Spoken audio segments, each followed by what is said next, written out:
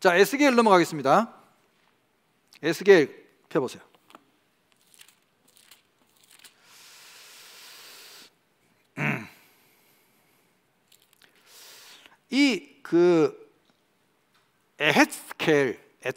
에헤스켈이라는 이 이름의 뜻은 하나님께서 강하게 하신다, 그런 뜻입니다.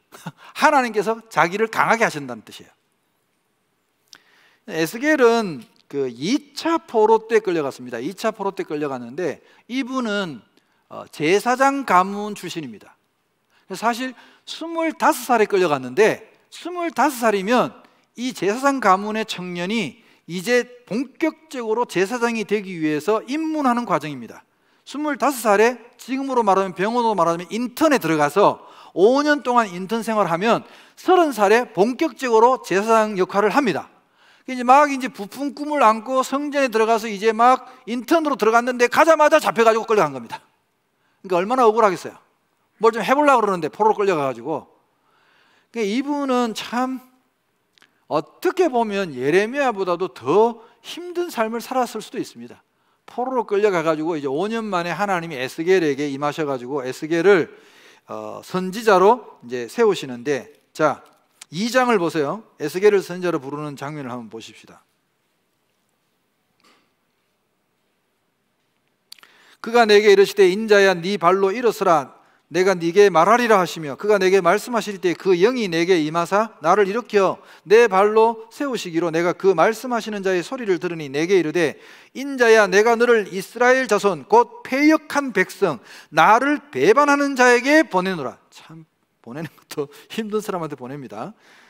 그들과 그 조상들이 내게 범죄하여 오늘까지 이르렀나니 이 자손은 얼굴이 뻔뻔하고 마음이 굳은 자니라. 그러면서 5절에 보시면 그들은 패역한 족속이라 계속 강조하는 게 뭐냐면 패역한 족속이라는 거예요. 이 말은요, 말 지독히 안 들을 거다라는 말이 들어가 있습니다. 그들이 듣든지 아니 듣든지 그들 가운데에 선지자가 있음을 알지니라. 여러분, 듣든지 아니 듣든지라고 말하면 무게중심이 듣는다예요, 안 듣는다예요? 역시 여기 수준이 높아. 안 듣는다죠. 그러니까 분명히 안 들을 거지만 가서 말하라는 거야. 왜? 나중에 가서 딴소리 못하게. 뭔지 알겠죠? 야, 나 그때 에스겔 보냈잖아. 우리 못 들었는데요? 이 말 못하게 내가 너를 보낸다는 거야. 벌써 힘든 게 딱 보이죠? 6절 인자야. 이 에스겔서에는 특이하게도 하나님은 에스겔을 인자라고 부릅니다. 사실은 인자라는 용어는 예수님께서 자신을 가르치실 때 많이 사용했던 용어 아닙니까? 인자는 직역하면 뭡니까? 사람의 아들이죠. 사람의 아들. 사람 인자의 아들 자자입니다. 사람의 아들. 꼭 이렇게 에스겔을 부를 때 하나님 인자를 불렀어요. 인자야 너는 비록 가시와 찔레와 함께 있으며 정갈 가운데 거주할지라도 사람을 가시, 찔레, 심지어 정갈이라고 해요. 쏘는 것들, 독 있는 것들, 독한 것들 그쪽으로 보내 거주할지라도 그들을 두려워하지 말고 그들의 말을 두려워하지 말지어다. 그들은 패역한 족속이라도 그 말을 두려워하지 말며 그 얼굴을 무서워하지 말지어다. 그들은 심히 패역한 자라. 그들이 듣든지 아니 듣든지 너는 내 말로 고할지니라. 서론이 길죠. 뭘 이렇게 하나님이 자꾸 두려워하지 말라 그러고 했던 말도 하고 했던 말도 하느냐. 되게 힘든 일 시킬 때 이렇게 말합니다.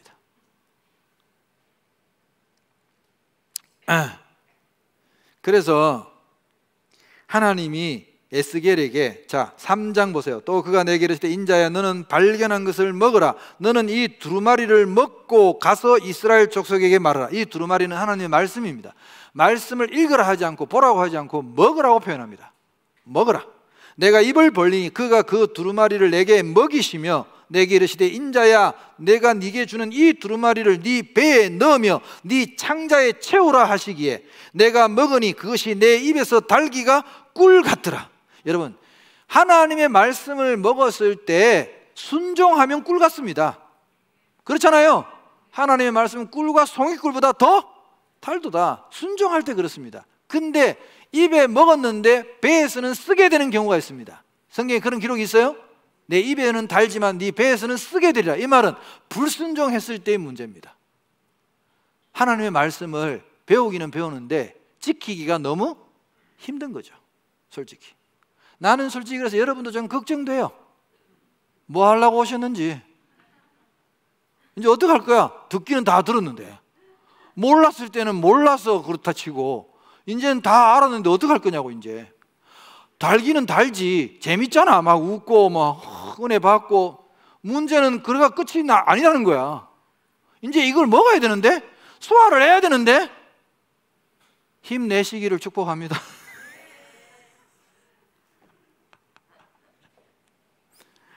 그래서 이것들이 얼마나 센지, 자, 에스겔을 하나님이 강하게 하시는데, 제가 지난번에 한번 읽어드렸지만 8절 보세요. 보라, 내가 그들의 얼굴을 마주 보도록 네 얼굴을 굳게 하였고 그들의 이마를 마주 보도록 네 이마를 굳게 하였으되 네 이마를 화석보다 굳은 금강석같이 하였으니 그들이 비록 반역하는 족속이라도 두려워하지 말고 그들의 얼굴을 무수하지 말라. 그러고는 가서 또 11절, 사로잡힌 네 민족에게로 가서 그들이 듣든지 아니 듣든지 그들에게 고하여 이르기를 주 여호와의 말씀이 이러하시다 하라. 원래 이 선지자의 강령 공식입니다. 주 여호와의 말씀이 이러하시다. 그러니까 내 말이 아니라는 거예요. 하나님의 말씀이라는 거예요. 여호와의 말씀이니라. 이게 선지자들의 공식입니다. 이걸 앞에 하든지 다 말하고 뒤에 말하든지 반드시 말해야 됩니다. 이건 내 말이 아니라 하나님 말씀입니다라고 강조해야 되는 거죠. 자, 그리고는 17절을 보시면 인자야 내가 너를 이스라엘 족속의 파수꾼으로 세웠으니 너는 내 입의 말을 듣고 나를 대신하여 그들을 깨우치라. 자, 파수꾼에 대한 이야기가 나옵니다. 에스겔의 소명은 뭐냐? 민족의 파수꾼입니다. 여러분 하여튼 이 이단들은 기가 막히게 그 좋은 용어들을 선점하는 이 능력들이 있어. 사실은 이 파수꾼이란 말이 우리에게도 굉장히 중요한 용어거든요. 그래 여호와의 증인이 이걸 벌써 가져가가지고 파수대 해가지고 잡지를 만들어가지고 막 돌렸잖아요. 몇십 년 전에 한국 땅에서. 파수대 아시죠? 본 적 있죠 여러분? 그 여호와의 증인이라는 이단에서 쓰는 거란 말이에요. 이 파수꾼의 사명은 쉽게 말하자면 이런 거예요. 여러분, 파수꾼은 우리말로 하면 보초병이야. 보초병. 성벽 위에서 적군이 오나 안 오나 보는 보초병이야. 우리 왜 남자들도 군대에 가면 다 보초를 쓰잖아요. 적군이 오는지 안 오는지 초소에서 보초를 쓰잖아요. 근데 파수꾼의 이 법칙은 성경에 어떻게 되어 있느냐. 자 봐요. 여러분과 저도 지금 다 파수꾼이에요. 여러분 미안하지만 이 시대에 하나님의 파수꾼들이 다 여러분과 저예요. 남 이야기가 아니에요. 여러분 정신 차려요. 그래 이제 파수를 쓰다가 적군이 쳐들어와, 원수가 쳐들어오고 마귀가 쳐들어오면 나팔을 성 안에서 불어가지고 성 안에서 잠자는 사람들을 깨워야 돼요. 적군이 쳐들어온다, 일어나라 하고 깨워야 돼. 그런데 내가 나팔을 불었는데 성 사람들이 안 깼어, 안 일어났어. 그래서 성 사람들이 죽었어. 예를 들어서 그러면 나한테 책임이 있다 없다? 없어. 내가 나팔을 불었기 때문에, 내가 이야기했기 때문에 이 사람들이 죽어도 나한테 할 말이 없어. 그리고 하나님도 나한테 책임을 묻지 않으셔요. 그런데 적군이 쳐들어오는 걸 내가 보고 내가 졸았어. 그래서 내가 나팔을 안 불었어. 그래가지고 이 성 안에 있는 사람이 죽었어, 다쳤어. 그러면 그 책임이 다 고스란히 누구한테 했다는 거예요? 파수꾼한테. 그게 파수꾼의 사명이에요. 아시겠죠? 여러분 전도하는데 부담되세요? 전도를 되게 부담스럽게 생각하시는 분들이 많은데 이게 이론을 잘 몰라서 그래요. 그리고 우리 한국교회의 전도 방식이 제가 봐서는 좀 잘못됐어요. 왜 잘못됐냐 하면 우리 한국교회는 전도를 어떻게 생각하냐 하면 반드시 우리 교회 데리고 와가지고 등록을 시켜야 전도를 인정해. 맞아요. 솔직히 그걸 그래야 인정한단 말이에요. 다른 교회 보냈다 그러면 그거 왜 보내? 아니 전도를 했으면 가까운 데 보낼 수도 있지. 데리고 와서 등록을 해야 전도라고 하니까 부담스러운 거야. 여러분 전도는 파수꾼의 사명을 하는 겁니다. 제가 똑바로 말씀드릴게요. 성경에. 그래서 여러분들이 전하는 게 전도야. 아멘? 여러분 말 그대로 풀어봅시다. 전도는 뭡니까? 도를 전하는 거야. 맞아 안 맞아요? 도는 뭐냐? 십자가의 도야. 이 길을 가야 너희가 살 수 있다고 예수님을 소개해주고 예수님을 전하면 전도 끝이야. 그 뒤에 이 사람이 어떻게 되고 안 되고는 그 사람의 책임이지 하나님이 하실 일이지 내가 할 일이 아니라고. 그러니까 부담 없이 하세요. 부담 없이. 우리 교회 안 될 거 와도 돼. 솔직히 목사님 안 계시죠? 목사님 안 계시니까 우리 교회 안 될 거 와도 돼. 그냥 가까운 교회 나가라고 그래. 아시겠죠? 그게 전도예요. 그게 파수꾼의 사명을 다하는 거예요. 그러면 부담이 없어요, 여러분. 나는 전하면 돼. 도를 전하면 돼. 그게 전도야.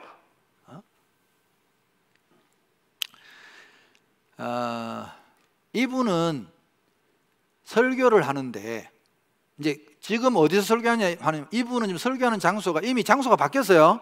예루살렘은 지금 끝났어요. 멸망했어요. 아직 멸망 안 했지. 2차, 3차가 아직 남았지. 3차가 아직 남은 상태에서 이분은 지금 설교하는 장소가 어디냐 하면 바벨론이야. 포로로 끌려왔으니까. 그러니까 누구한테 설교하는 거예요? 포로로 끌려온 사람들한테 이제 이게 설교를 해. 근데 이분의 설교가 좀 특이해. 이걸 제가 예조 설교라고 했는데, 예조라는 말이 좀 어려운 말이죠. 이게 오히려 이런 말은 좀 그 영어가 더 쉬운 것 같아요. 퍼포먼스라는 말을 아시죠? 퍼포먼스. 앞에 나와가지고 왜 뭐 무언극처럼 찰리 채플린이 옛날에 뭐 하던 것처럼 이렇게 막 몸으로 보여주는 거 있잖아요. 그럼 뭔가 이제 그걸 가지고 메시지를 받고 하는 일종의 그런 퍼포먼스를 통해서 이분이 설교를 했어요. 왜냐하면 하나님이 이분을 7년 동안이나 벙어리로 만들었어요. 자, 한번 보세요. 3장 22절. 여호와께서 권능으로 거기서 내게 임하시고 또 내게 이르시되 일어나 들로 나아가라. 내가 거기서 너와 말하리라 하시기로 내가 일어나 들로 나아가니 여호와의 영광이 거기에 머물렀는데 내가 전에 그발 강가에서 보던 영광과 같은지라. 내가 곧 엎드리니 주의 영이 내게 임하사 나를 일으켜 내 발로 세우시고 내게 말씀하여 이르시되 너는 가서 네 집에 들어가 문을 닫으라. 너 인자야 보라, 무리가 내 위에 줄을 놓아 너를 동யம் 매리니 네가 그들 가운데서 나오지 못할 것이라. 내가 네 혀를 네 입천장에 붙게 하여 네가 말 못하는 자가 되어 그들을 꾸짖는 자가 되지 못하게 하리니 그들은 패역한 족속임이니라. 그러나 내가 너와 말할 때에 네 입을 열리니 너는 그들에게 이르기를 주 여호와의 말씀이 이러하시다 하라. 들을 자는 들을 것이요 듣기 싫은 자는 듣지 아니하리니 그들은 반역하는 족속임이니라. 자, 이게 뭔 말이냐? 평소에는 에스겔이 말을 못해요. 하나님이 말을 못하게 했어요. 그러다가 하나님이 그에게 어떤 말씀을 이제 주셔가지고 설교를 할 때가 됐어요. 그러면 나가서 설교할 때는 입이 벌어지는 거야. 그럼 여러분 내 말을 들으세요 하고 이제 하나님의 말씀을 전해야 되는데, 이거 하기에 앞서서 이분이 퍼포먼스를 해요.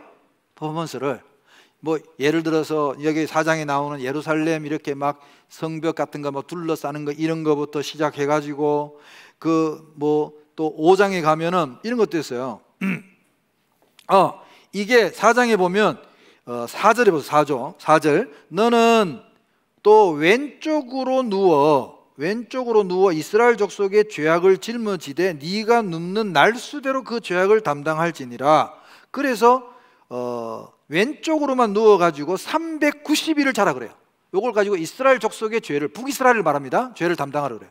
여러분 말하자면 이런 거예요. 밤에 잘 때 이분이 누울 때 이렇게 칼잠 왼쪽으로 누우라는 거예요. 이렇게 이 그림을 보여줘야, 여러분 그림을 보여줄게요. 제가 자, 요런 그림인데 왼쪽으로 누워 자는 거예요. 왼쪽으로 누워 자면 이걸 며칠? 390일. 목사님 자다가 뒤척일 수도 있죠. 묶어. 그래서 못 뒤척이도록 왼쪽으로 누워 자는 거야. 이래가지고 계속 이렇게만 잠을 자는 거야. 여러분 390일 이렇게 자면요 내장 쏠립니다. 힘들어요. 그거 쉽지 않아요. 390일 다 잤는데 이제 아이고 그래 하나님 다 됐습니다. 그러면 이제 사람들이 물을 거 아니에요. 왜 멀쩡한데 자꾸 아프다 그러면서 잠을 이쪽으로만 자냐? 그러면 이제 물어야 돼. 사람들이 왜 그러세요 도대체? 제사장님 왜 그러세요? 그러면 입이 열려. 내가 이렇게 390일 동안 누워서 이렇게 막 뭐 음식도 막 전투식량 먹듯이 그렇게 먹은 거는 북이스라엘의 죄를 내가 담당해서 하나님이 1년 죄를 하루로 계산해가지고 이렇게 했다는 거야. 그걸 설명을 해. 다 끝나고 나면 이번에는 또 오른쪽으로 누우래. 오른쪽으로. 왼쪽으로 끝나고 나니까 이제 그럼 오른쪽으로 누우래. 오른쪽으로 또 40일을 누워요.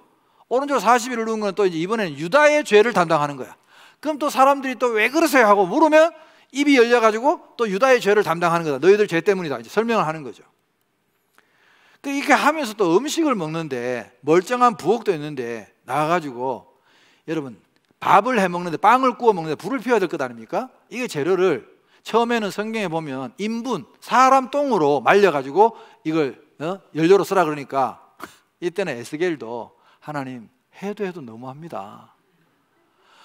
그 사람 똥을 가지고 어떻게 그렇게 합니까? 난 못하겠습니다. 이건 내 정말 못하겠습니다. 하니까 하나님이 좀 심했나? 그러면 소똥으로 대신해라.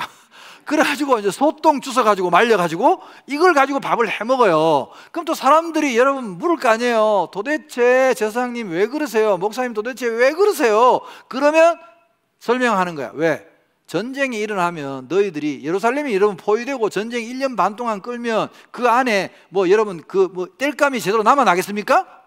그러니까 진짜는 소똥이 아니라 사람 똥을 가지고서라도 빵을 구워서 먹게 될 거라는 그 비참한 전쟁에 대한 예언을 하는 거예요. 한 번은 또 이 그림을 보면 뭔가 이상하지 않습니까? 면도를 하래. 면도를 하면 뭘로 해야 됩니까? 면도 칼로 해야지. 이런 칼을 갖고 수염을 잘라. 일단 이거부터가 이상하잖아. 이걸 잘라갖고는 3분의 1은 던져가지고 칼로 이러고 3분의 1은 불태우고 3분의 1은 바람에 날리고. 좀 이런 짓을 하는 걸 상상을 해봐. 말은 안 하고 이렇게 하고 있어. 멀쩡한 제사장이, 똑똑한 양반이. 그러면 또 성도들이 뭐라 그래야 돼요? 도대체 왜 그러세요? 물으면 하나님이 이제 바벨론을 보내가지고 3분의 1은 칼에 죽고 3분의 1은 도망가다가 포로로 잡혀 죽고 또 전쟁의 참상을 또 이야기하는 거야. 니들 끝장날 거다. 계속 지금 아직 안 망하고 있는 유대가 망할 것을 예언하는 거야. 이런 걸로 퍼포먼스로.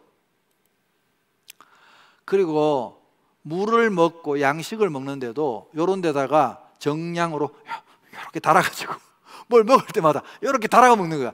맨날 또 이러고 있어봐. 여러분도 뭐 먹을 때마다 그람수 달아가지고 이렇게 먹는다고 한번 생각해봐. 벌써 왜 그래? 왜 그렇게 이상한 짓을 하는 거야? 그래 또 물어야 돼. 물으면 또 입이 열려.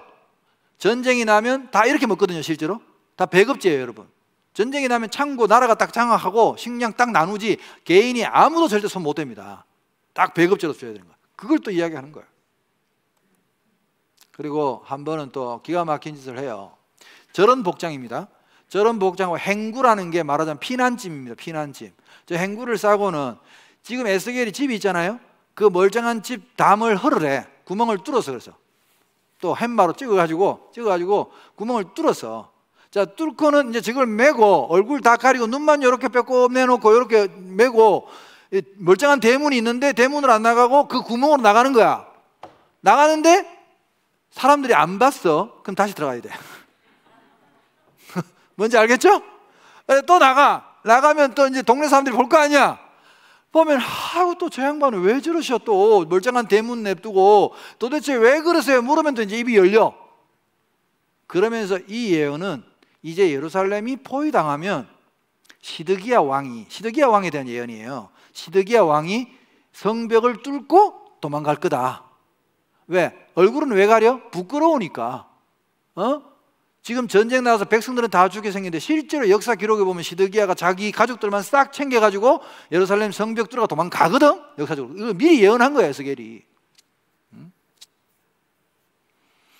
그러니까 예루살렘이 무너지죠. 끝까지 싸우다 이래야 뭐 어떻게 해볼 텐데 왕이 벌써 도망가는, 이게 예언을 한 거라니까 에스겔이. 그리고 이 예언대로 실제로 시드기야가 똑같이 했어요. 놀랍게도. 그래서 하나님의 선지자인 거예요 여러분. 이거는 시드기야 사건이 일어나기 전에 2차 포로 때 미리 예언한 거라니까. 시드기야는 3차 침공 때 죽었잖아요. 맞아요. 역사적으로 정확한 거죠 이 예언이. 이제 이렇게 이런 걸 이제 우리가 예조 설교라고 하는 거예요. 이렇게 이제 퍼포먼스를 해야만이 설교를 할 수가 있었어요. 참 어떻게 보면 힘든 삶을 살았죠. 에스겔의 삶 자체가 얼마나 힘들었겠어요 여러분 생각해 보시면. 그게 이제 24장까지의 이야기입니다. 그런 이제 설교를 쭉 하는 거예요 에스겔. 자, 그래서 하나님께서 예루살렘의 실상을 보여주는 장면이 나와요. 실상을 보여주면서 8장을 한번 보세요. 여섯째 해 여섯째 달 초다새에 나는 집에 앉았고 유다의 장로들은 내 앞에 앉아 있는데 주 여호와의 권능이 거기에서 내게 내리기로 내가 보니 불 같은 형상이 있더라. 그 허리 아래의 모양은 불 같고 허리 위에는 광채가 나서 단쇠 같은데 그가 손 같은 것을 펴서 내 머리털 한 모숨을 잡으며 주의 영이 나를 들어 천지 사이로 올리시고 하나님의 환상 가운데 나를 이끌어 예루살렘으로 가는 거야. 자, 이건 환상입니다, 여러분. 낮에 멀쩡하게 장로들하고 같이 앉아 있는데 여기 보세요. 이거 설명하면 이런 거예요. 천사가 갑자기 손 같은 기라는 게 천사의 손이겠죠. 하나님의 손이 자기의 머리를 한 움큼 쥐었다는 거야. 이걸 딱 쥐고는 가자, 내가 보여줄게. 왜냐하면 이게 무슨 이야기냐 하면 포로로 잡혀온 사람들이 1차, 2차로 끌려왔는데 아직도 예루살렘 성전은 그대로 있고 예루살렘 성도 안 무너졌잖아요. 이게 포로로 끌려온 사람들이 하나님의 뜻을 이해를 못하는 거야. 그리고 여기서 계속 궁시렁거리고 불평하고 불만하는 거야.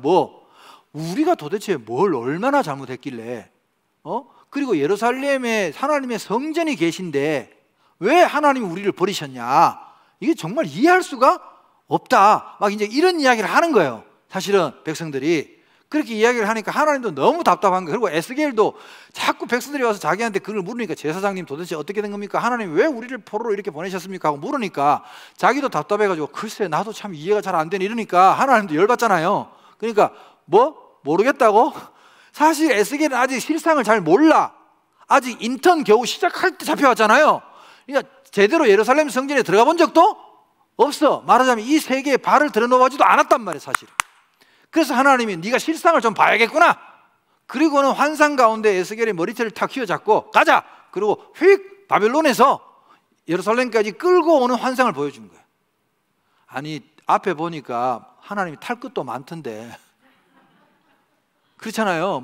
비행저시 비슷한 거 막 그런 것도 막 보여주고 탈 것도 많던데 이거 좀 태워서 보내면 될 건데 이걸 머리채를 확 휘어잡고. 그러니까 지금 기분이 좋다 나쁘다? 기분이 나쁜 거야. 나는 끌려가는 에스겔도 환상이지만 더러웠을 것 같아, 기분이. 그렇지 않아요? 머리 콱 움켜쥐고 가자! 그러고 가가지고는 8장에는 그 예루살렘 성전의 안에 내부의 모습을 환상으로 하나님이 보여주신 장면입니다. 보여줘요. 자, 한번 들어가 봅시다. 3절 그가 손 같은 것을 펴서 내 머리털 한 모숨을 잡으며 주의 영이 나를 들어 천지 사이로 올리시고 하나님의 환상 가운데 나를 이끌어 예루살렘으로 가서 안뜰로 들어가는 북향한 문에 이르시니 거기에는 질투의 우상 곧 질투를 일어나게 하는 우상의 자리가 있는 곳이라. 여러분, 예루살렘 성전 안에 뭐가 있다고요? 우상이 있다네요.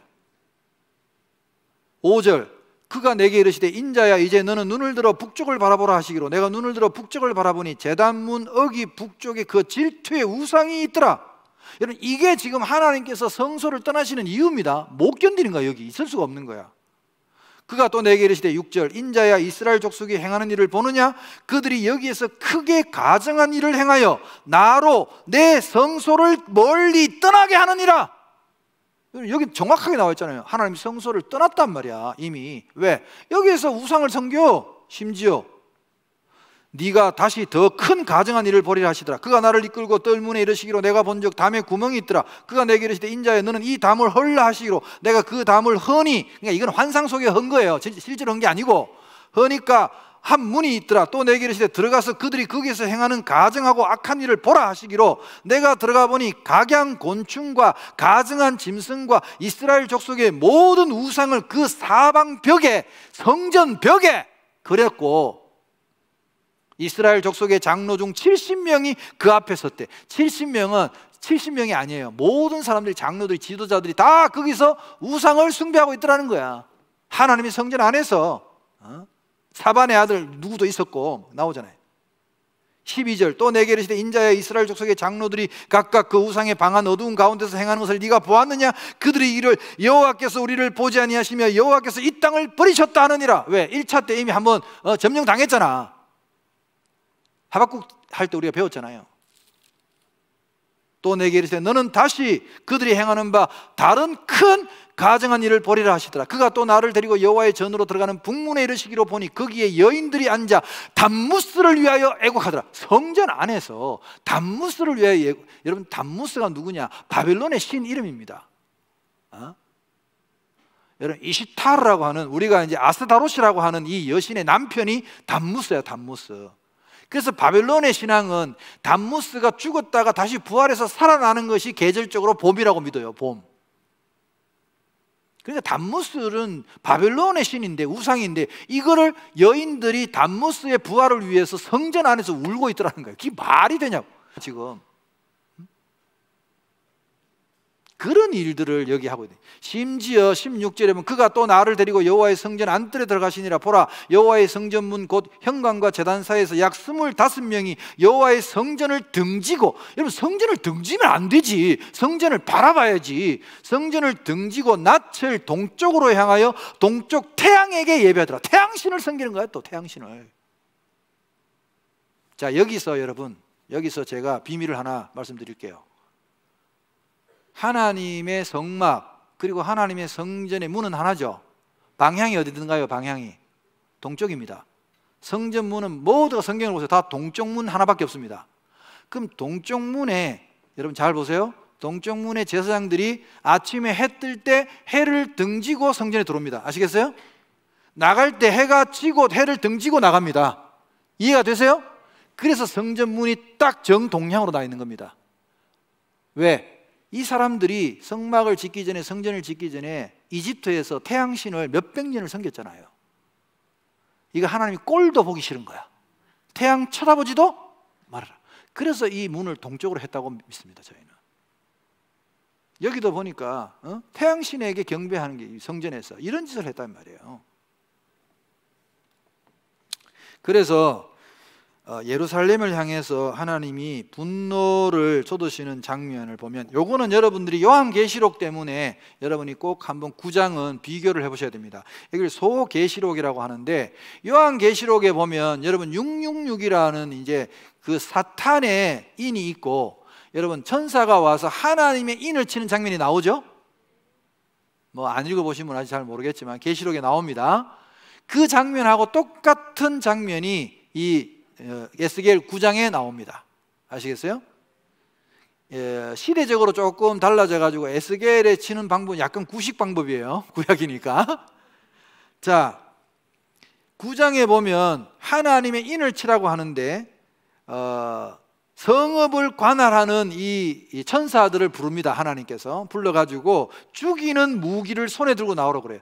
그게 보면 옛날 성경에는 이한 낫이라고 나와 있어요. 큰 낫 알죠? 낫.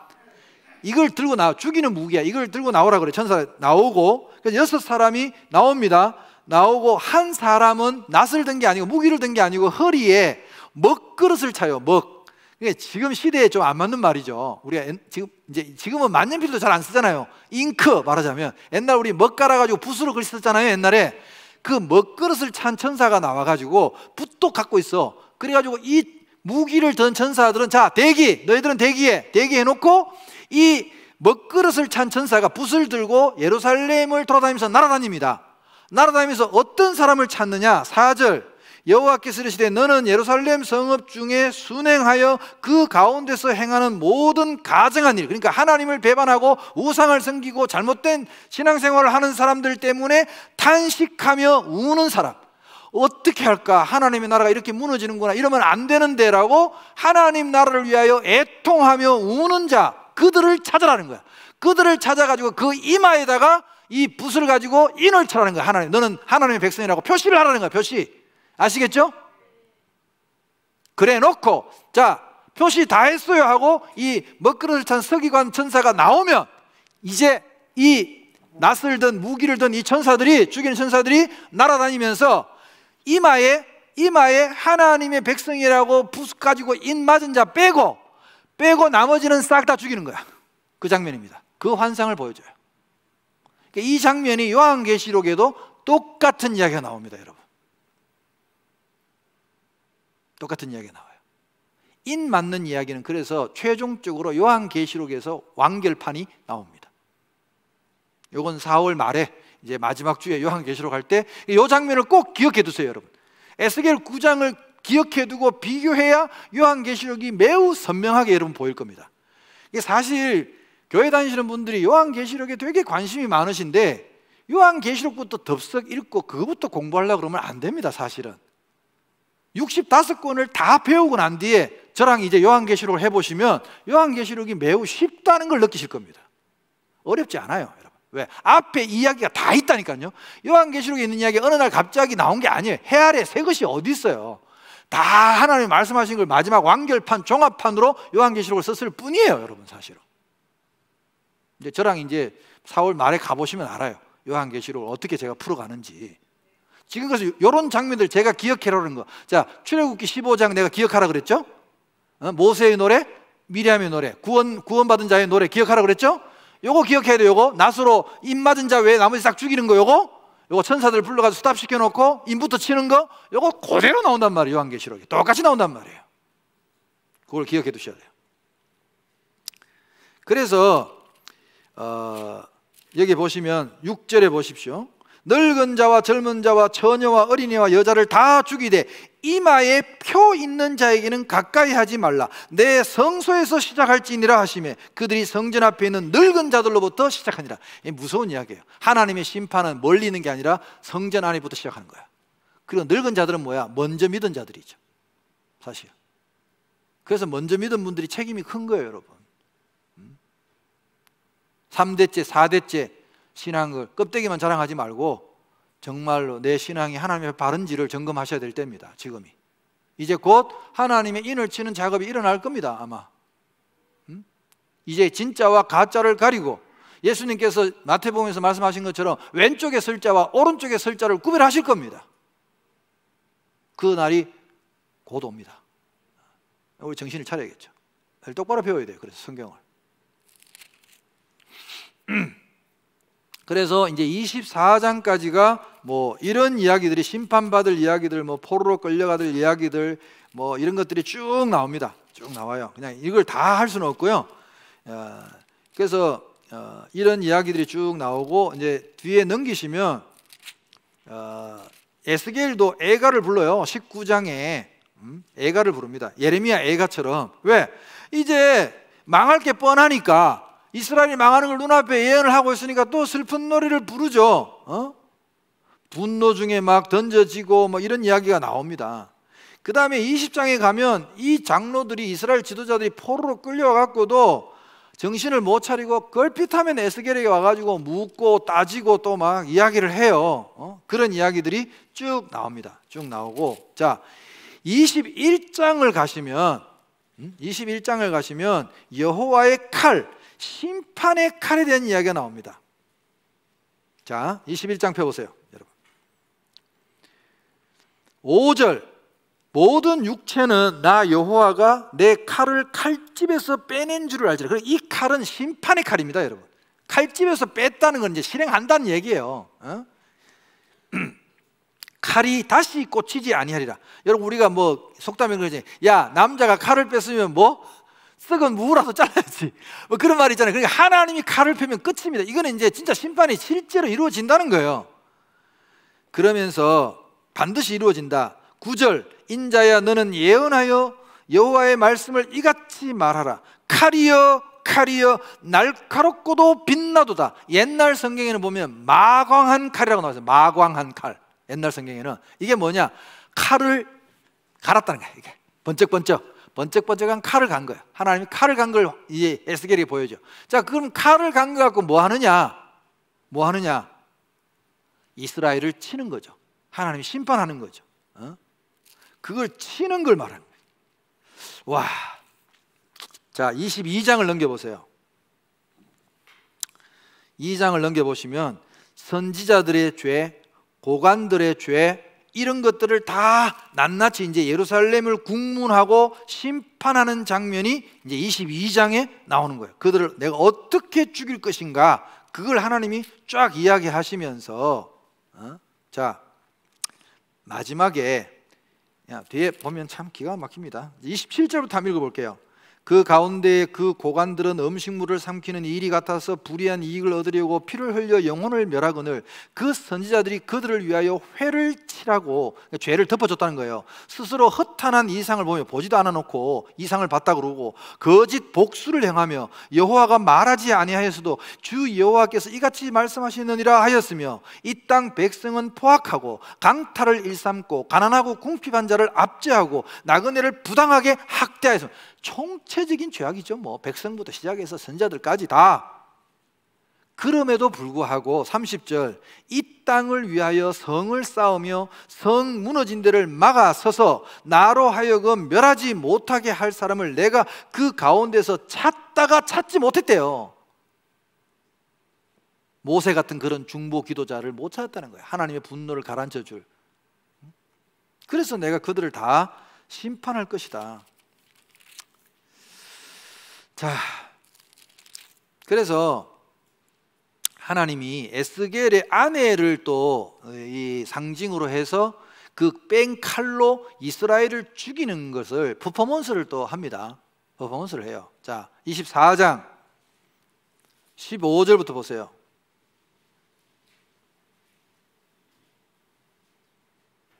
여호와의 말씀이 또 내게 임하여 이르시되 인자야, 내가 네 눈에 기뻐하는 것을 한번 쳐서 빼앗으리니 너는 슬퍼하거나 울거나 눈물을 흘리거나 하지 말며 죽은 자들을 위하여 슬퍼하지 말고 조용히 탄식하며 수건으로 머리를 동이고 발에 신을 신고 입술을 가리지 말고 사람이 초상집에서 먹는 음식물을 먹지 말라 하신지라 내가 아침에 백성에게 말하였더니 저녁에 내 아내가 죽었답니다. 여러분, 앞에 예레미야는 하나님이 아예 장가를 못 가게 했잖아요. 아내를 못 얻게 했잖아요. 근데 에스겔은 이미 아내가 있었어요. 25살에 끌려왔으니까 유대인들은 보통 13살에서 16살 사이에 다 결혼합니다. 그러니까 아내가 분명히 있었어요. 그러니까 가장 귀한 걸 뺏겠다는 건 아내를 죽이겠다는 이야기거든요. 근데 네 아내가 죽으면 유대인들은 여러분 아시잖아요. 장례를 치를 때 제가 아주 특별하다 그랬잖아요.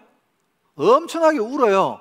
옛날 우리가 장례 치를 때, 지금은 그렇게 하는 집이 거의 없는데 옛날에 우리 다 장례 치를 때 보면 다 상복으로 갈아입고 막 배옷 입고 죽창 대나무 창 짝대기 찢고 손님들이 올 때마다 뭐 해요? 아이고 아이고 아이고 하고 호곡을 하잖아요. 안 해봤죠? 옛날에 이거 다 했어요. 이걸 했어요. 효자들은 아버지 어머니 산에 산소에 앞에 가서 3년 동안 그걸 했어요. 3년 심효살이라고 그래요. 그거를. 아이고, 그런 거 안 하는 거 해도 참 큰 다행이다 싶죠. 옛날에 태어나서 다 그거 해야 돼. 이스라엘 사람들 이 호곡을 엄청 해요. 이게 울다가 상주가 지치면 우렁꾼을 돈 주고 사와. 프로 우렁꾼을 사와. 그때 내가 옛날에 살았으면 돈 많이 벌었을 거야. 나 딱 봐도 잘 울게 생겼잖아. 구슬프게 울어야 되거든. 아이고 아이고 하고 울어야 돼. 그런데 이거를 울지 말라는 거야. 하나님 울지 말고. 여러분, 보통 이스라엘하고 우리하고 그래서 공통점이 이런 게 되게 많아요. 여러분, 장례식에 가면 이스라엘 사람들도 다 음식을 사람들이 가져와 가지고 상주를 먹여요. 힘내라고 음식을. 그 사실은 원래 상가의 음식은 상주 먹으라고 가져오는 건데 지금은 바뀌어가지고 가서 손님들이 먹어. 여러분, 상가에 가서 인사만 픽하고 돌아가면 상가의 예절이 아닙니다. 미안하지만. 왜? 상가에 왜 가는데요? 그 슬픔을 당한 유족들을 위로하러 가는 거잖아요. 여러분, 거기에 밥 먹으러 가는 사람 없잖아요. 근데 밥을 먹어주고 와야 돼요. 왜냐? 밥을 먹으면서 그게 오래 앉아가지고 같이 있어주는 거야. 그 슬픔에 내가 동참하는 거라고.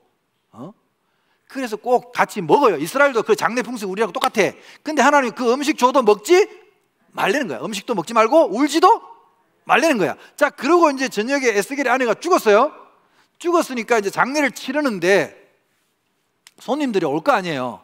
근데 에스겔이 아이고 아이고 해야 되는데 안 하잖아. 그러니까 처음에 이제 처갓집 식구들하고 처음에 사람들은 어떻게 생각했겠어요? 아유, 충격이 큰가 보다. 슬픔이 너무 얼마나 컸으면 울지도 않을까. 그러고 있었는데 이틀이 지나고 사흘이 지나도 안 우는 거야. 그러니까 슬슬 누가 화가 나? 처갓집 식구들이 화가 나지. 동생들, 오빠들, 이런 사람들이 화가 날 거 아니야. 눈빛이 이제 사나워지기 시작해? 이 장례도 오래 치르거든 이스라엘 사람들은. 아니 저 에스방은 왜 그래? 에스방이야 에스방. 에스겔이니까. 저 에스방은 왜 그래? 왜 지금 우리 동생이 죽었는데 말이야, 곡도 안 하고 뭐 기뻐하는 거야? 잘 죽었다는 거야? 슬슬 이제 화가 올라오잖아. 여러분이 가족 생각해봐. 여러분 가족 장례에 사위가 왔는데 안 울어봐. 성나지. 지금도 성나지 사실. 안 그래요? 그냥 친구들이 눈치가 슬슬 보이는 거야. 에스겔 친구들이 화장실로 불렀어. 이 사람아 좀 울어라. 왜 안 우냐? 지금 에스겔은 말을 해요 못해요? 못한다니까. 또 말 못하고 있어. 울어라 좀. 도대체 왜 그래? 그리고 밥도 좀 먹고, 너도 산 사람은 살아야지. 왜 또 음식은 안 먹고 이래? 장례를 지금 치러야 되는데 좀 먹고 좀 울어라 이 사람아. 그때서 에스겔 입이 터진 거야. 그러면서 에스겔의 아내는 누구를 상징하는 거야? 이스라엘이야. 그러면 에스겔은 누구야? 하나님이야. 하나님이 칼을 빼가지고 죽이는데 누구를 죽였다는 거야? 내 아내를 죽였다는 거야. 그 앞에 16장에 보면, 내가 지금 애기들이 있어가지고 16장을 제대로 내가 말을 못했어요. 19금이야. 아니 29금쯤 돼. 에스겔서 16장은 그래서 유대인들이 성인이 되기 전까지는 아이들에게 못 읽게 하는 성경 가운데 하나입니다. 야해 이야기가. 이 이스라엘을 뭘로 비유하느냐? 해괴 망측한 장녀로 비유를 해요. 쉽게 말해서. 장녀 알죠? 그러니까 이 해괴 망측하다는 건 좀 이상한 또라이 장녀야. 왜? 보통 이 설명을 제가 간단하게 말씀드리자면, 보통 장녀들은 남자한테 돈 받고 몸을 파는 거잖아요. 맞아 안 맞아요? 근데 이 이스라엘이라는 장녀는 돈 주고 자기 몸을 판대. 그 몸을 판다는 게 이제 우상을 섬기는 거예요. 영적으로 음행을 저지른 거예요. 그러니까 뭐 블레셋이라든지 모압이라든지 암몬들 옆에 있는 나라들 아수로 힘센 것들한테 뭐 걸핏하면 음행을 한다는 건 지 몸을 파는 장녀 같단 말이에요. 그래서 하나님이 막 과거부터 막 다 들수록 이야기해요. 내가 너를 핏덩이 아직 탯줄도 못 끄는 거 진짜 길바닥에 버려뒀으면 그냥 죽을 거를 내가 불쌍하다고 그거 건져가지고 씻기고 입히고 먹여가지고 말이야 정말 아름다운 아가씨로 키워가지고 사교계의 여왕으로 키워놨더니 이제 좀 살만하고 먹을만하고 이뻐지니까 온갖 남자들 다 만나가 바람을 피우고 이런 짓을 하는구나. 이 해괴 망측한 장녀야 하면서 이스라엘을 막 적나라하게 까요. 16장이 그 이야기예요, 여러분. 그래서 칼을 번쩍번쩍 갈아가지고 자기 아내를, 하나님이 이스라엘을 치시는 이야기가 에스겔 이야기예요. 그래 놓고 자 진짜로 죽였잖아요. 하나님이 에스겔 아내를 죽였어요. 이스라엘을 여러분 하나님이 진짜로 BC 580년에 쳤어요 안 쳤어요? 쳤잖아요. 죽여놓고 그 뒤에 25장부터 32장까지가 열방을 심판하는 예언이에요. 자, 요거는 이제 여기 있는 이제 남자분들, 자, 저를 봐요. 이게 또 먼 나라 이야기면 실감이 안 나갖고 내가 우리나라 이야기로 좀 각색을 해서 이야기를 해볼게요. 지금은 이제 지금도 요즘 가끔 잘 나가더라만 옛날에 한참 우리나라가 어려울 때 저 중동에 건설 붐이 막 일어났을 때 중동에 일하러 간 남편들이 많았어요. 아시죠?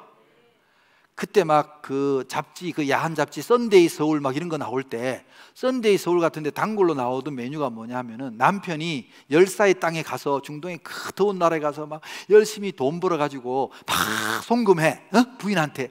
그래서 여보 이제 우리도 몇 년만 참으면 5년 동안 일하면 이제 집도 사고 우리 가게도 얻어가지고 열심히 우리 똘똘이 키우면서 잘 살아보자 하면서 뭐 여보 사랑해 하고 막 편지를 보내고, 이 여자가 또 여보 걱정하지 말고 열심히 일하고 돌아오세요 해놓고 이 여자가 남편의 돈을 받아가지고 어디로 갔느냐? 춤추러 갔지. 캬바레라고 열심히 막 춤. 아이고. 그래가지고 거기서 누굴 만났겠어? 여기 잘 아는구나. 스토리를 뭘 좀 알아. 그래서 거기서 제비를 만났지. 너는 제비는 뭔지 알아? 제비는 뭔지 알아? 다행이다. 너는 그 모르지? 그 제비? 그래요. 그래, 그렇게 이해해. 강남 같은 제비가 돌아오는 그 제비야. 그 제비를 만나가지고 제비한테 양복도 사주고 차도 사주고 하면서 다 이제 탕진한 거야. 이해가 되셨죠? 드디어 남편이 이제 돌아오는 거야. 돌아오는 거 5년 만에 돌아와서 어머니 제가 왔습니다. 아들아 따라왔는데 집이 퀭한 거야. 남편이 돌아온다는 소식을 듣고 마누라는 튀었어. 왜? 맞아 죽을까 봐. 돈을 다 상진했거든? 튀었어. 여러분, 그 남편의 심정이 어떻겠어요? 그 열사의 땅에서 가족 살리겠다고 죽을 고생을 해가지고 돈 붙여놨더니 이게 다 제비한테 갖다 넘기고 이게 도망을 갔대. 그래 이 남편이 칼을 품고 전국 방방곡곡을, 썬데이 서울에 나왔던 그 기사 내용이에요. 사실 칼을 품고 전국 방방곡곡을 찾아다니다가 역시 뭐 그렇게 나간 여자가 할 게 뭐 있겠어요. 또 남자들하고 올려가지고 그러고 있지. 그 부인을 찾아가지고 정말 칼로 죽였단 말이야. 자, 이왕에 칼을 뺐어요. 남자들 칼로 빼서 아내를 정말 그 죽일 때 심정이 어떻겠어요? 다 죽였어. 기왕에 칼은 뺐고 그 다음에 어떻게 하겠어요? 자, 칼로 내 아내를 죽여서 그 다음 어떻게 할 거야? 자기도 죽어? 나 이런 남자들이 이해가 안 돼. 아니 왜 자기를 죽여? 그렇지. 그렇지. 왜 자기가 죽어? 지금 이왕에 뭐 자기 마누라는 죽었는데. 그러니까 죽이고 나니까 그래 이 마누라도 잘못했지만 이 마누라를 꼬신 제비도 죄가 있잖아. 맞아 안 맞아요? 내 마누라를 유혹한 이 제비들 내가 그냥 두자. 그게 이야기라고. 하나님이 이스라엘을 징벌로 끝낸 게 아니라 내 이것들 내 부인을 유혹하고 했던 모든 것들, 이방의 이것들 다 죽여버리겠다 하면서 그 열방에 대한 심판을 예언하는 게 그 뒷이야기야. 에스겔에. 이해가 되셨어요 이제? 이거를 이야기로 들으면 에스겔서가 되게 이게 재밌는 이야기예요 사실은. 그래서 32장까지가 그 이야기고 이제 33장부터는 이스라엘의 회복에 대한 이야기예요. 33장을 찾아보세요. 33장.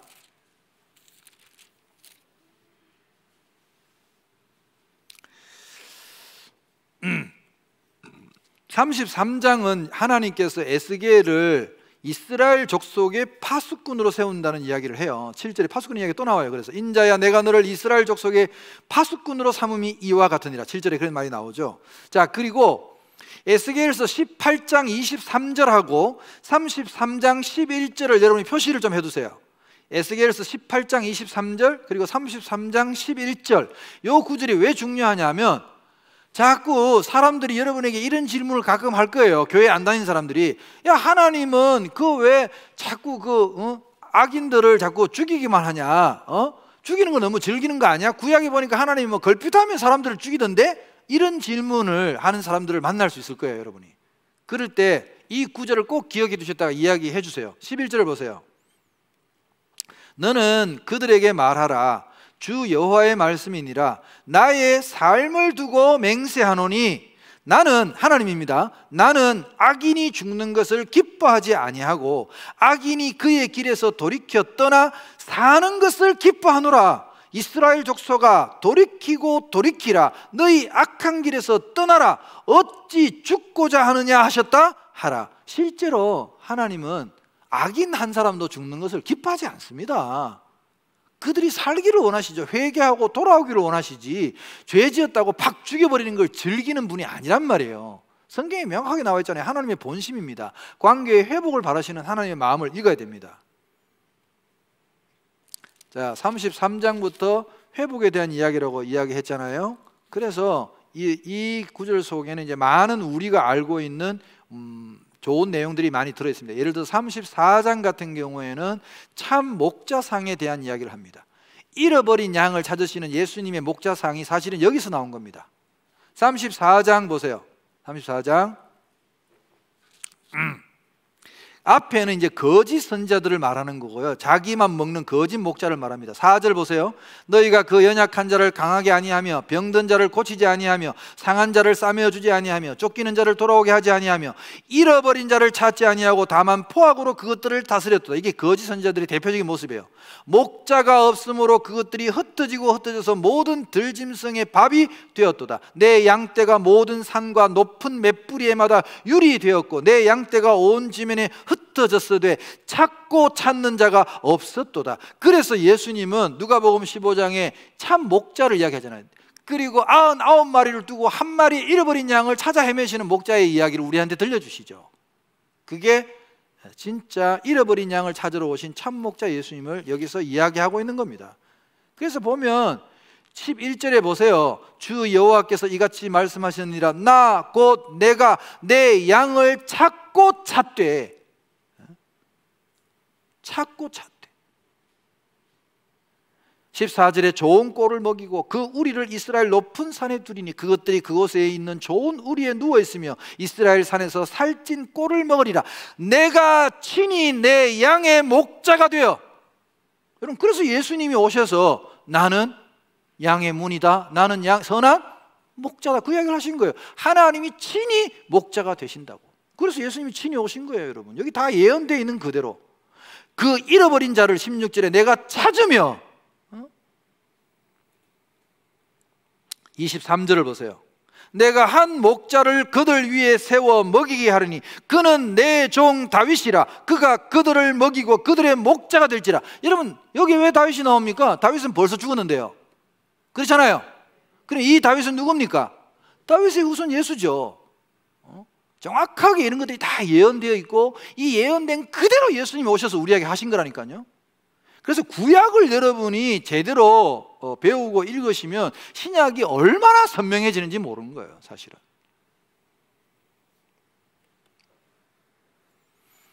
자, 그 다음에 우리가 이제 잘 아는 대로 36장 보세요.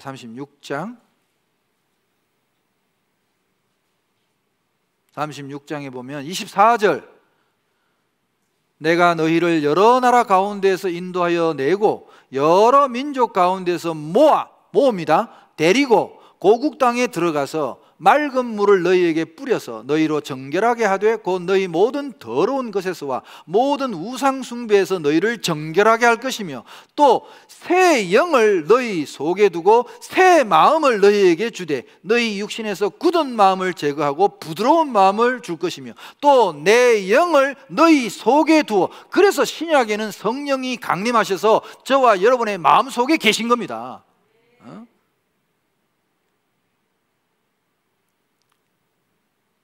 자, 그런 내용들이 쭉 나오면서 그 38절에 보시면 여러분 제일 끝에 보면 이렇게 내가 하리라 그들이 나를 여호와인 줄 알리라 이런 말이 나와요. 근데 지금 제가 이제 쭉 앞에 좀 생략하고 넘어왔는데 이 에스겔서의 출애굽기처럼 에스겔서에 하나님이 이렇게 하고 너희가 나를 여호와인 줄 알리라 하는 말씀이, 여러분 출애굽기는 사실 10가지 재앙을 통해서 말씀하셨기 때문에 한 10번 정도 나와 있어요. 그 말씀이 10몇 번 나와 있는데 에스겔서에는 무려 72번이나 나와 있습니다. 이게 72회나 계속 에스겔서 읽으면서 밑줄 한번 쳐보세요. 내가 여호와인 줄 알리라, 내가 여호와인 줄 알리라. 이게 에스겔서에는 출애굽기보다 몇 배나 더 많이 나와 있어요. 여러분, 내가 여호와인 줄 알리라는 이 말씀 속에는 하나님의 그 답답해하시는, 왜 그렇게 내 마음을 몰라주니? 너희들 왜 나를 이렇게 모르니? 그 마음이 담겨 있어요. 에스겔서를 읽으면 정말 하나님의 마음, 이런 마음을 우리가 좀 봐야 돼요. 이제 뭐 우리는 에스겔서 하면 아는 거라고는 37장밖에 없어. 솔직히 그렇잖아요. 에스겔서 하면 교회에서 설교하는 것도 37장 겨우 한 번 설교해. 마른 뼈가 살아난다고. 또 살아나는 건 하여튼 좋아해가지고. 자, 그러면 여러분 이 마른 뼈의 이야기에도, 자, 하나님이 에스겔을 또 데리고 가요. 사실은 이 뼈라는 거는 자기 자아를 말해요. 실체란 뜻을 내포하고 있어요. 그러면 내 자아인데 뼈야, 그것도 말라 비틀어진 뼈야. 그러면 내 자아가 지금 영적인 상태가 어떻다는 거야? 피폐하다는 거야. 내가 영적으로 다 죽어 있다는 걸 상징해요, 이 마른 뼈 환상은. 그 마른 뼈가 있는데 하나님이 에스겔에게 묻는 거예요. 3절, 그가 내게 이르시되 인자야 이 뼈들이 능히 살 수 있겠느냐. 대단한 질문이죠. 사실 질문이 크잖아요. 이 피폐한 영혼들이 살 수 있겠느냐고 에스겔에게 물으니까 에스겔이 주 여호와여 주께서 아시나이다. 이 말은 뭐예요? 잘 모르겠습니다 하는 뜻이지 뭐. 제가 어떻게 압니까? 이 사람들이 살지 안 살지. 그랬더니 또 내게 이르시되 너는 이 모든 뼈에게 대언하여, 대언이라는 건 하나님을 대신해서 말하라는 거예요. 대언하여 이러기를 너희 마른 뼈들아 여호와의 말씀을 들을지어다. 여러분, 믿음은 어디에서 생깁니까? 들으면서 생기는 거예요. 이 마른 뼈들에게 에스겔을 통해서 하나님이 말씀을 선포하라는 거예요. 마른 뼈들이라도. 그래서 여러분, 전도를 하고 하나님의 말씀을 전할 때 생기가 있는 사람만 전하면 안 돼. 마른 뼈들에게도 여러분 대언을 하세요. 하나님을 믿고 하나님의 영이, 지금 생기가 뭐예요? 신약으로 말하면 뭐예요? 성령이시잖아요. 성령이여 나를 도우소서, 저 불쌍한 영혼을 살려 주옵소서. 그렇게 선언해야 되는 거예요. 우리도 죽은 자들에게 전파하는 거죠. 영적으로 죽은 자에게. 그래서 주 여호와께서 5절에 이 뼈들에게 이같이 말씀하시기를 내가 생기를 너희에게 들어가게 하리니 너희가 살아나리라. 그렇죠. 처음에 창세 때도 그 흙덩어리, 아무것도 없는 그 흙덩어리에 하나님께서 생기를 풀어 넣으시니까 생명이 되었잖아요. 그래서 생기를 불어넣고 이제 소리를 지르죠. 9절을 보세요. 또 내가 내게 이르시되 인자야 너는 생기를 향하여 대언하라. 생기에게 대언하여 이르기를 주 여호와께서 이같이 말씀하시기를 생기야 사방에서부터 와서 이 죽음을 당한 자에게 불어서 살아나게 하라. 그러니까 명령대로 대언을 하였더니 생기가 그들에게 들어가니까 그들이 곧 살아나서 일어나서 극히 큰 군대를 이루는 장면을 환상으로 본 겁니다. 에스겔이. 그래서 결국은 지금 이 대언하는 이 마른 뼈들은 포로로 잡혀와 있는 이스라엘 백성들을 상징한다고 봐야죠. 그렇지 않겠어요? 그들에게 이제 하나님 정신 차리고 지금이라도 하나님의 말씀을 들어라. 그러면 그 하나님의 말씀이 너희에게 하나님의 영을 불어넣으시고 너희들이 다시 회복될 것이라는 걸 예언하는 장면이 이 이스라엘 회복에 대한 예언입니다. 결정적인 게 이제 37장에 나온 마른 뼈 환상이죠. 12절을 보세요. 그러므로 너는 대언하여 그들에게 이르기를 주 여호와께서 이같이 말씀하시기를 내 백성들아 내가 너희 무덤을 열고 너희로 거기에서 나오게 하고 이스라엘 땅으로 들어가게 하리라. 바빌론의 포로 생활을 무덤이라고 표현했어요. 14절 내가 또 내 영을 너희 속에 두어 너희가 살아나게 하고 내가 또 너희를 너희 고국 땅에 두리니 나 여호와가 이 일을 말하고 이룬 줄을 너희가 알리라. 여호와의 말씀이니라. 이렇게 선포하죠. 마지막으로 이제 40장에서 48장은 새 성전과 새 이스라엘에 대한 환상을 에스겔에게 보여주셨는데 지금부터 제가 이제 에스겔서 40장 이후로 드리는 말씀은 미리 말씀드리지만 신학자들 간에도 의견에 많은 의견이 있다는 걸 여러분 참고하시기를 바랍니다. 이거는 누구라도 정확하게 알 길이 없는, 왜냐하면 이게 미래적인 일이라는 거는 누가 정확하게 이렇게 이거 확실하게 이거다 이렇게 말하면 안 되는 겁니다. 사실은 말할 수도 없고요. 근데 이제 저는 이 부분을 그 출애굽기에서 나올 때 이스라엘 백성들이 이제 성전에 대한 이야기가 성경에 많이 있잖아요. 성막에 관한 이야기도 있고 성전에 관한 이야기도 있고 그런 이야기들하고 이제 철저하게 본문을 제가 다 비교를 해봤어요. 지금 에스겔서에서 말하는 새로운 성전을 왜냐하면 지금 이 앞에 성전은 다 이제 나중에 3차 침입 때 다 부서지거든요. 예루살렘 성전은 완전히 파괴된단 말이에요. 파괴되고 실제로 그 뒤에 이 느헤미야 에스라가 돌아와가지고 이제 스룹바벨이 돌아와가지고 스룹바벨 성전이라는 걸 짓고 이게 성전이 한 번 더 있었고 작지만 그리고 그것도 부서지고 나중에 또 예수님 시대에 헤롯이라는 왕이 또 성전을 짓는단 말이에요. 그러니까 이스라엘 사람들에게는 솔로몬 성전, 스룹바벨 성전. 근데 이스라엘 사람들은 여기까지만 인정해요. 사실은. 왜냐하면 이 헤롯 성전은 이방인 헤롯이 지었다고 해가지고 성전으로 잘 인정을 안 해요. 그래서 여러분 유튜브에 가끔 보면 제3성전이라는 그런 제목으로 많이 나오죠. 분명히 역사적으로는 성전이 3번이나 있었거든요. 건물이 헤롯 성전까지가 있었는데 이걸 인정 안 하니까 제3성전이라고 하는 거예요. 이 유대인들은 새로운 성전을 짓겠다고 저렇게 이제 준비를 하고 난리를 치는데, 그러면 에스겔서에서 말하는 새로운 성전에 대한 환상은 도대체 어떤 성전을 말하는 것인가 하는 게 모든 신학자들의 고민이고 모든 목회자들이 사실은 고민이에요. 이 성경을 읽는. 그러니까 여러분들이 이제 평소에 읽고 이해하시기는 정말 쉽지 않은 본문이에요. 근데 제가 이제 특징만 몇 가지를 말씀드리자면, 에스겔이 지금 말하는 이 성전에는 특징이, 제가 그래서 이 특징을 찾아보면서 이게 제 결론은, 결론부터 말씀드리자면 이 에스겔이 예언한 성전은 바로 예수 그리스도라고 제 결론은 나와 있어요. 제 결론은 그렇게 생각해요. 왜? 분명히 성전에 대한 이제 양식을 이야기를 하는데, 디자인을 이야기하는데, 첫째 뭐가 없냐? 휘장이 없어요. 여러분, 원래 모든 성소에는 다 휘장이 있어야 되잖아요. 여기는 휘장이 없어요. 그리고 진설병상, 떡상이 없어요. 떡상도 없고, 뭐도 없겠어요? 그러면 등대도 없어요. 빛과 이 세상에 떡이신 예수님이 다 이게 오셔서 그런지, 아무튼 이 성전에는 휘장도 없고 진설병상도 없고, 그 다음에 등대도 없고, 더 중요한 거는 언약궤가 없어. 언약궤에 대한 이야기가 없어. 그리고 44장에 보면, 에스겔 44장에 보면 동문이 닫혀. 어떤 왕이 들어오고 난 뒤에는 동문이 닫혀버려. 이 동문은 성전의 출입구잖아요. 영적으로 말하자면 구원의 문이잖아요. 근데 어떤 왕이 오고 난 뒤부터는 이 동문을 닫아버린대. 그러면 더 이상 구원자가 없다는 의미 아니겠어요, 이게? 하여튼 그런 특징 6가지가 있어요. 5가지가 있어요. 휘장이 없고, 진설병상 없고, 등대 없고, 언약궤 없고, 동문이 닫혀. 이게 이제 이 성전인데,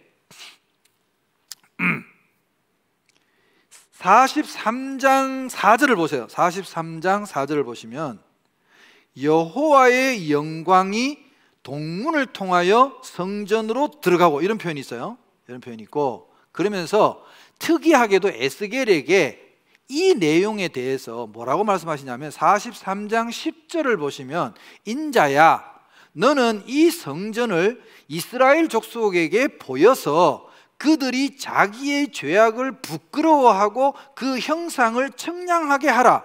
만일 그들이 자기들이 행한 모든 일을 부끄러워하거든, 이게 조건입니다. 그들이 부끄러워하거든 너는 이 성전의 제도와 구조와 그 출입하는 곳과 그 모든 형상을 보이며, 또 그 모든 규례와 그 모든 법도와 그 모든 율례를 알게 하고, 그 목전에 그것을 써서 그들로 그 모든 법도와 그 모든 규례를 지켜 행하게 하라. 근데 이게 만일이라는 지금 조건이 붙었잖아요. 그럼 이 만일이라는 조건이 이루어져야 이 새로운 성전이 설립된단 말이에요. 그래 안 그래요? 그래서 이 에스겔은 새로운 성전의 제도와 이 식양을 보여주었을까? 자, 또 44장을 보세요. 그가 나를 1절, 그가 나를 데리고 성소의 동쪽을 향한 바깥문에 돌아오시니 그 문이 닫혔더라. 여호와께서 내게 이르시되 이 문은 닫고 다시 열지 못하리니 아무도 그리로 들어오지 못할 것은 이스라엘 하나님 나 여호와가 그리로 들어왔습니다. 그러므로 닫아둘지니라. 하나님이 들어왔으니까, 구원자가 이제 들어왔으니까 더 이상 열어둘 필요가 없다는 뜻이잖아요. 왜? 왕인 까닭에 안길로 이 문 현관으로 들어와서 거기 앉아서 나 여호와 앞에서 음식을 먹고 그 길로 나갈 것이다. 그러면 이 왕은 지금 하나님이 아니네. 우선 3절에 나오는 왕은 맞아요, 맞아요? 잘 보세요. 왕인 까닭에 문이 닫혀 있는데도 불구하고 왔다 갔다 한대. 들어왔다 나왔다 한대요. 그리고 이 왕은 누구일까? 이 왕은 누구일까? 예수님께서 자신을 가리켜서 문이라는 표현을 썼잖아요. 나는 양의 문이다. 목자는 사실은 도둑은 그 닫히면 못 들어오지만, 왕은 왔다 갔다 할 수 있잖아요. 문을 열고 닫을 수 있는 권한이 이 왕에게, 이 왕은 그래서 예수님밖에 없는 거야, 사실 이 말이 맞으려면. 자, 또 넘기시면 하나님의 이제 회복에 대한 이야기가 나오고 47장을 넘어가 보세요. 에스겔 47장.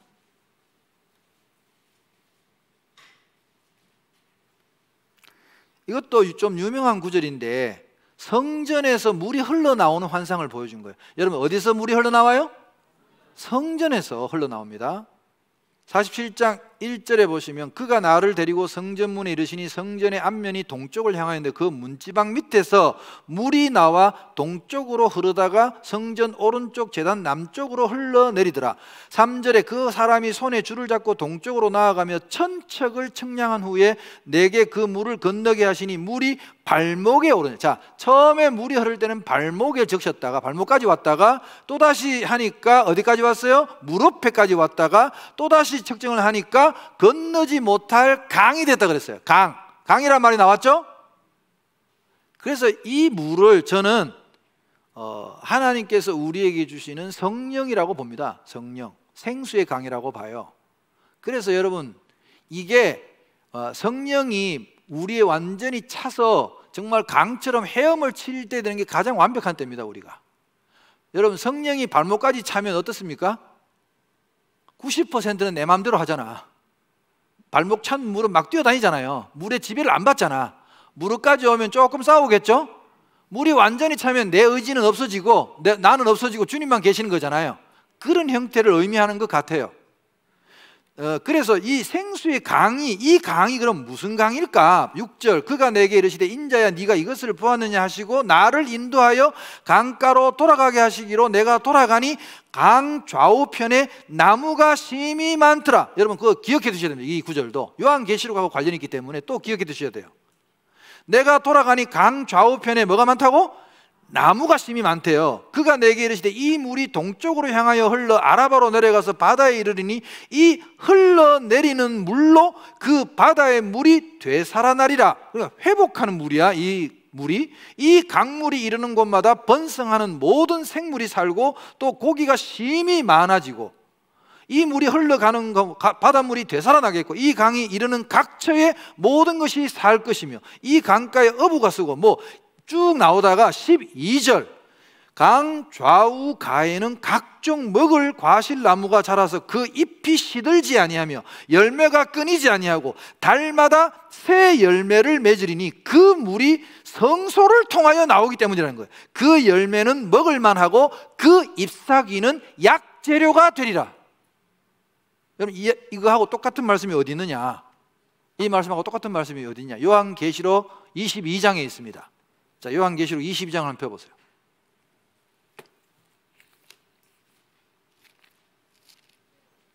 (22장) 지금 방금 읽은 구절을 여러분이 잘 기억하셔야 됩니다. 잘 기억하시고 1절 22장 1절 요한계시록 22장 1절 다 찾으셨어요? 또 그가 수정같이 맑은 생명수의 강을 내게 보이니 생수의 강이잖아요. 똑같은 얘기예요. 하나님과 및 어린 양의 보호자로부터 나와서, 여러분 하나님의 보호자로부터 나온답니다. 성전 문지방에서 나왔다는 게 이 뜻이거든요. 해석하면 맞아요 안 맞아요? 안 맞다고 해서 할 수 없어요. 제 생각이니까. 길 가운데로 흐르더라. 강 좌우에 생명나무가 있어 12가지 열매를 맺되 달마다 그 열매를 맺고 그 나무 잎사귀들은 만국을 치료하기 위하여 있더라. 아까 약재료라고 그랬죠? 동일한 거예요. 이 이야기가 제가 볼 때는 동일한 거예요. 자, 그러면 여러분 요한복음을 한번 찾아봅시다. 요한복음 7장을 한번 찾아봅시다.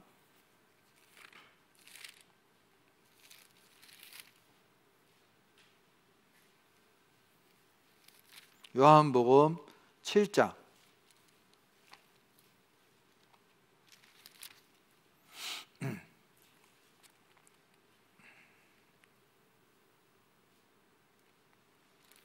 요한복음 7장 37절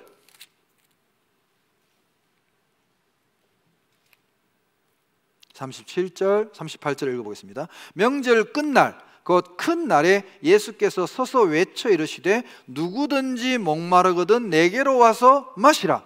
나를 믿는 자는 성경의 이름과 같이, 여러분 예수님께서 성경의 이름과 같이라고 했는데 이 성경이 어디냐? 제가 볼 때는 이 에스겔 이 본문이 되는 거예요.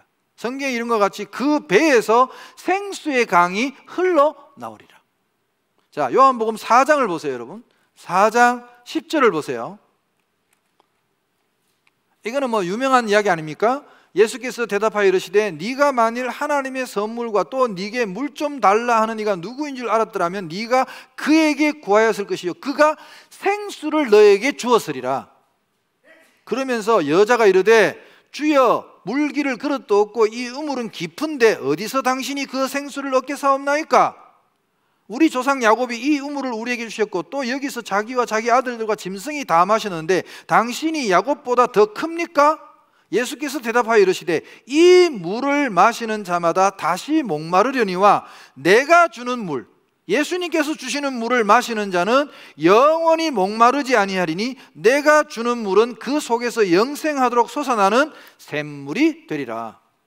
이 이야기들이 다 7장에 보면 예수님께서 주시는 이 물이 성령을 가리키는 거라고 성경의 본문에 나와 있어요. 그래서 다 이 성전에서 나오는 이 에스겔서 41장의 물 이야기가 바로 예수님의 생수를 가리킨다고 저는 믿어요.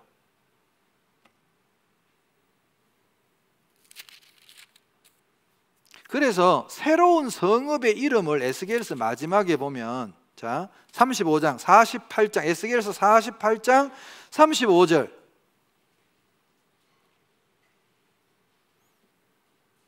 자 에스겔서 48장 이제 마지막입니다.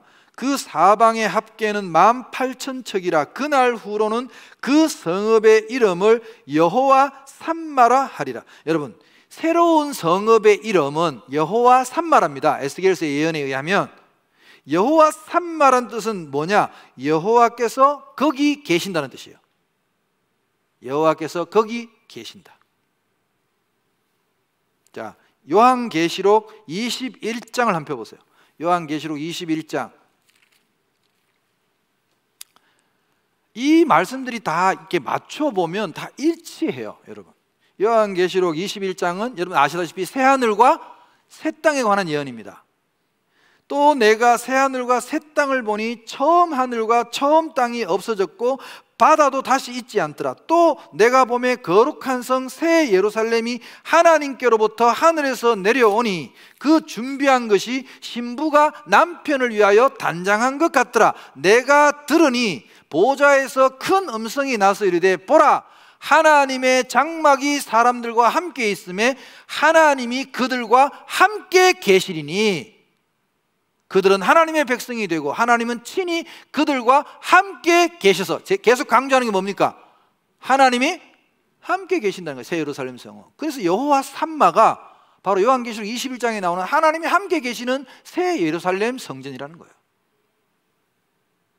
이런 것들을 이렇게 보니까 중요한 것은 여러분 다 어느 정도 맞춰지는 것 같아요. 중요한 것은 상세한 부분에 어떤 말은 너무 어려워가지고 그 말이 정확하게 무엇을 의미하는지 모르는 부분이 조금 있을 뿐이지 에스겔의 결국 새로운 성전은 제가 볼 때는 예수님께서 그랬잖아요.